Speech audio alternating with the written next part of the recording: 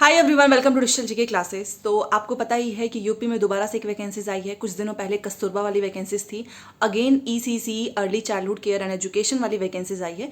10,684 के आसपास पद हैं एंड पर मंथ सैलरी है 10,000 और ये संविदा की वैकेंसीज है। 11 मंथ के लिए आप जॉब करेंगे। वीडियो के स्टार्टिंग में ही मैं बस इतना बोलना चाहूँगी कि अगर आपको इस समय ज़रूरत है कुछ पैसों की, क्योंकि देखो यूपी के भरोसे बहुत सारे स्टूडेंट्स हैं जो कि कहीं प्राइवेट में पढ़ा रहे होंगे, ट्यूशन ले रहे होंगे। 4,000, 5,000, 6,000 इससे ज़्यादा तो कोई देता भी नहीं है प्राइवेट में। आज के कंडीशन की मैं बात कर रही हूँ। अगर आप एक बहुत हाई फाई जगह पे नहीं रह रहे हो तो आपको पता ही है 3-4 हज़ार इससे ज़्यादा तो कोई देता ही नहीं है। उसके लिए 10,000 मुझे लगता है सही है। बट एक चीज़ और बोलना चाहूँगी, अगर आप फिनेंशियली सही हो, आप तैयारी कर रहे हो बीपीएससी, केवीएस, DSS भी, तो आप उसी पे फोकस कीजिए। और यूपी में जो वैकेंसीज आई है वो 75 पूरे जिले में है।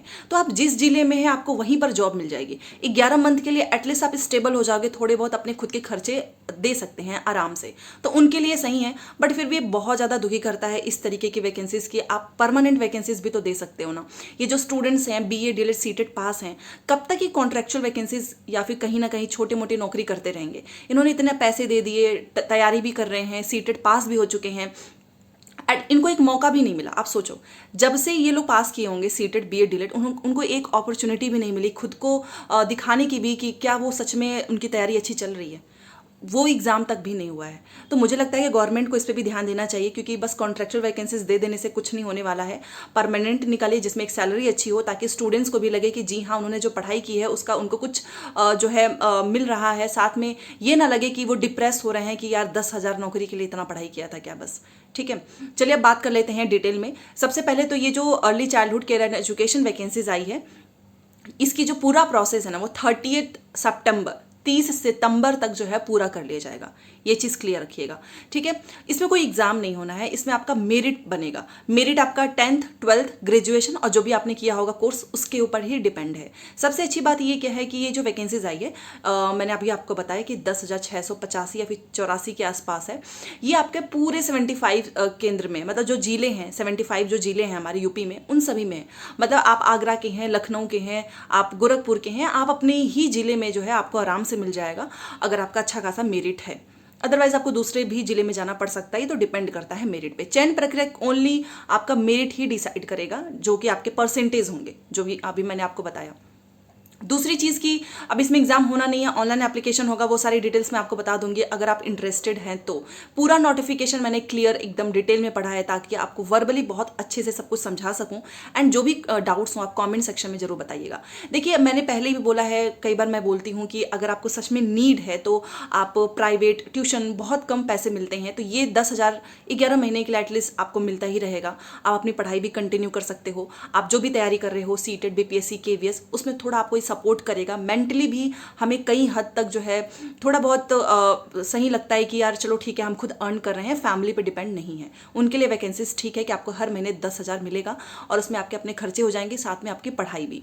और उसके बाद से आपका सीटेड पास हो जाएगा, फिर आप परमानेंट के लिए भी अप्लाई कर सकते हैं। सीटेड की फ्री में क्लासेस होती है डेली 2 बजे, 6 बजे, टाइम चेंज हो चुका है।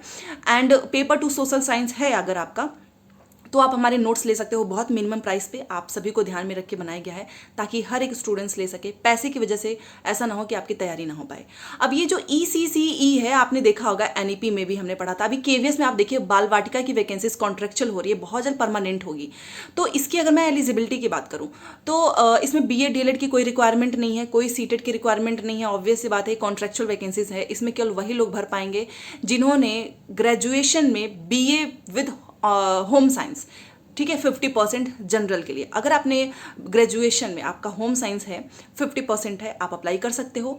एंड OBC SC ST के लिए थोड़ा सा छूट है, उनके 45% ही मार्क्स देखे जाएंगे। या फिर अगर आपके पास ये नहीं है तो आपने कोर्स किया होगा NTT का, इसको DPSC अलग अलग नाम से जाने जाते हैं, बट ये NCT से रिकॉग्नाइज हो तो भी वो लोग अप्लाई कर सकते हैं। इसमें BA DLED सीटेड पास की कोई रिक्वायरमेंट नहीं है। आप जानते ही हो कि ये आपका ECCE है, आंगनबाड़ी केंद्र पे जो बच्चों को थोड़ा बहुत औपचारिक शिक्षा दी जाती है उन्हीं के लिए है। इसमें बहुत ज़्यादा प्रेशर भी नहीं होता है, आपको छोटे बच्चों को ही डील करना होता है और बहुत ज़्यादा समय भी नहीं लगेगा। मुश्किल से 3 से 4 घंटे ही आपको जाने होते हैं, तो टाइम भी आपको अच्छा खासा मिल जाएगा। ठीक है, ये हो गई एलिजिबिलिटी। BA DLED सीटेड की कोई रिक्वायरमेंट नहीं है, ना ही कोई टेट चाहिए, मैंने पहले ही बता दिया है। Only BA with home science या फिर NTT, वो जो आपका जो भी आपने नर्सरी वाला कोर्स किया होगा वो। अब बात कर लेते हैं एज का, तो 1 जुलाई 2024 तक 40 वर्ष से ज़्यादा नहीं होना चाहिए, मतलब 40 से कम वाले आराम से अप्लाई करेंगे। 18 to 40 ये आपका एज लिमिट हो गया। एलिजिबिलिटी एज बात कर लिए। दूसरा है एग्जाम, कोई एग्जाम नहीं होना है, मेरिट पे ही सिलेक्शन होगा। 30 सितंबर तक मैंने बताया आपको पूरा प्रोसेस कंप्लीट हो जाएगा। इन्होंने पूरा डिस्ट्रिक्ट वाइज वैकेंसीज निकाली है कि किस डिस्ट्रिक्ट में कितने पोस्ट हैं। अगर आपको ये चाहिए होगा तो आप मुझे कमेंट करना, क्योंकि मुझे लगता है कि इसकी उतनी अभी कोई नीड नहीं है कि किस डिस्ट्रिक्ट में। पहले तो हमारा फोकस यही होता है कि भाई हमारे परसेंटेज अच्छे खासे हों तो हमको हमारे जिले में ही मिल जाए। तो ऑब्वियस ही बात है, सब पहली प्रायोरिटी अपने डिस्ट्रिक्ट का ही देंगे। हर एक जिले में है, 75 जिले आप जानते ही हो, तो आपका आराम से होने के चांसेस हैं। ठीक है, अब ये जो है आपका 11 मंथ के लिए है, कॉन्ट्रेक्चुअल है तो 11 मंथ का ही है, 11 माह तक है। बट मैं आपको एक चीज़ बोलना चाहूँगी कि अगर आप जैसे कोई दूसरे कोर्स कर रहे हैं, जैसे बीएड हैं, डीएलएड हैं, बट अगर आपको सच में ज़रूरत है कि हमारा बीए में होम साइंस है, तो उस बेस पे आप अप्लाई कर सकते हो, या फिर एनटीटी वालों को इसमें प्रायोरिटीज़ तो मिलती ही है। ठीक है, अब सारी चीज़ें मैंने आपको बता दिया है, इसमें कोई ज़्यादा तामझाम नहीं। इसके लिए ना एक कमेटी भी बनाई गई है जो कि ये सब कुछ आपका देखेंगे, मेरिट वगैरह किस तरीके से होगा, तो उसके लिए कमेटी भी बनाई गई है और इसमें बहुत सारे लोग हैं। उसके बाद से आपका जो भी स्टूडेंट्स इसमें अप्लाई करेंगे, ऑनलाइन एप्लीकेशन होगा, वो मैं आपको बता दूंगी। ऑनलाइन एप्लीकेशन होगा, वहाँ पर आपको अपनी क्वालिफिकेशन से रिलेटेड सारे मार्क्स जो हैं वो भरने हैं। देन आपका जितना जिसका मेरिट होगा उसके हिसाब से होगा। इसमें एक चीज़ और लिखा हुआ है कि अगर किसी 2 लोगों का जो है नंबर सेम होता है, मेरिट पे ही होगा, तो उसमें जिसकी एज ज़्यादा होगी ना उसको प्रायोरिटीज़ मिलेगी। ये तो हर एग्जाम में होता है। मान लीजिए अगर एज भी सेम हो गया, देन आपका नाम दिखेंगे अल्फ़ाबेट, इंग्लिश अल्फ़ाबेट से, उस अकॉर्डिंग प्रायोरिटीज़ मिलेगी। ठीक है, तो कोई झमेला नहीं है। मैं तो कहूँगी कि यार अगर आपको सच में ज़रूरत है तो आप अपना अप्लाई कर सकते हो, और कोई तैयारी तो करनी नहीं है भाई, बस एक फॉर्म ही भरना है। और कॉन्ट्रेक्चुअल में कौन सा एग्ज़ाम होता है आप जानते ही हो जाता है तो ठीक है, नहीं होता है तो आप अपनी तैयारी करते रहिएगा अगर आपको नीड है तो। ठीक है, बस एक चीज़ बोलना चाहूँगी कि यूपी में एक नई प्राथमिक शिक्षक भर्ती या फिर जूनियर हो गया, एक फ्रेश वैकेंसीज, परमानेंट वैकेंसीज आना बहुत इंपॉर्टेंट है। कब तक यूपी के जो स्टूडेंट्स हैं वो अलग अलग स्टेट में भागते रहेंगे एग्जाम देने के लिए, और आप कब तक जो है बस कॉन्ट्रेक्चुअल वैकेंसीज दोगे। टीचर की बहुत ज़्यादा रिक्वायरमेंट है। आज के ही न्यूज़पेपर में निकला हुआ है कि जो डाटा ये लोग दिखाते हैं ना सरप्लस वाला, इसमें भी कुछ हेर फेर है। बहुत सारे ऐसे स्कूल्स हैं, क्योंकि आपको पता है 30 स्टूडेंट्स पे 1 टीचर होना चाहिए, और अगर 31 स्टूडेंट्स हो गया तो 2 टीचर की ज़रूरत है। और ऐसे बहुत से स्कूल हैं जहाँ पर ये जो इनका रिक्वायरमेंट है ये फुलफिल नहीं है, फिर भी ये लोग नहीं निकाले। दूसरा चीज़ मुझे समझ में नहीं आता है कि अगर उत्तर प्रदेश शिक्षा सेवा चयन आयोग है, अभी तक अध्यक्ष और बाकी के जो कुछ लोग बचे हुए हैं उनकी नियुक्ति क्यों नहीं हो रही है। कहीं ना कहीं ये वैकेंसीज को लेट करने का प्रोसेस है, और बीच बीच में ये कॉन्ट्रेक्चुअल वैकेंसीज देते हैं।